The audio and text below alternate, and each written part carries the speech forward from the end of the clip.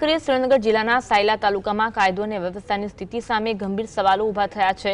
સાયલાના ચોરવીરા ગામે જમીન બાબતના મંદુકમાં એક યુવાનની હત્યા થઈ હોવાનો સનસનીખેજ બનાવ સામે આવ્યો। ચોરવીરા ગામના 35 વર્ષીય મુન્નાભાઈ વાહણભાઈ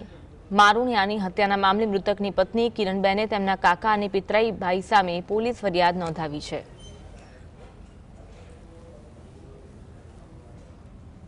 इनके खाते कराई दो पी जिया अँ पी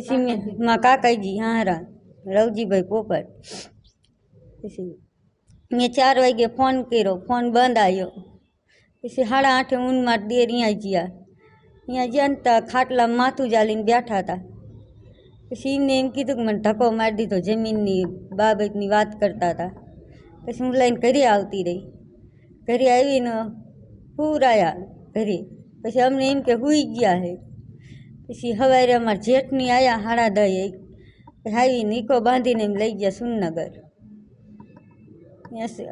4 વાર चालू करी कि अमने हमरा थी 3 हमरा थी एक नस फाटी जाए है।